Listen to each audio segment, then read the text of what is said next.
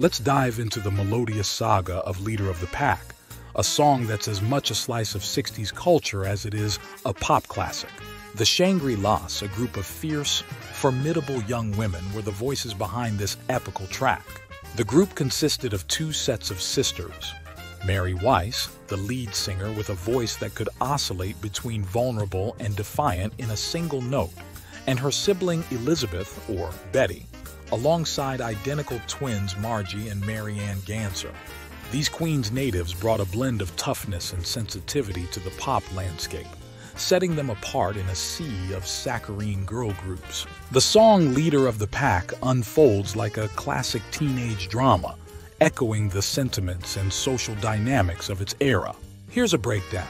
The song starts with a spoken exchange, a hallmark of teenage tragedy songs. The girls gossip about the new love interest sets the stage. It's a slice-of-life moment, relatable to anyone who's ever been a teenager in love or out of it. Jimmy, the titular leader of the pack, is introduced not just through lyrics but through sound, the rev of a motorcycle. It's a sound that instantly paints a picture of the leather-jacketed rebel without a cause, a trope deeply ingrained in the 60s youth culture. The lyrics, "My folks were always putting him down," reflects the era's social dynamics, the clash between the rebellious youth and the conservative older generation.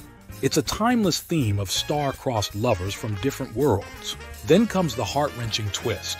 Jimmy's fatal motorcycle accident is not just a plot point, it's a metaphor.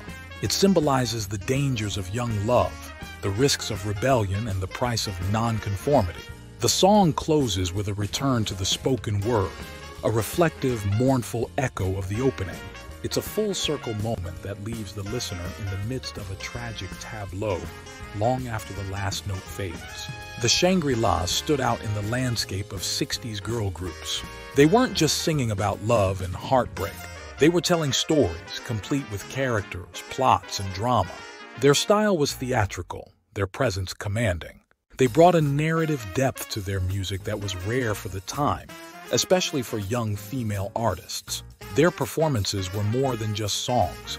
They were experiences, complete with emotional depth and dramatic flair. Leader of the Pack was more than just a hit song. It was a cultural narrative that spoke to and for a generation. It encapsulated the spirit of the 60s with its themes of rebellion, love, and tragedy. And at the heart of it all were the Shangri-Las, not just singing a song, but telling a story that would resonate for decades to come.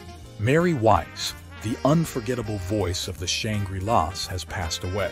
Her music, rich in teenage angst and rebellion, deeply resonated with audiences and left a lasting impact on rock and roll. Weiss's legacy as a music and cultural icon will continue to inspire generations. Let us know your thoughts in the comments.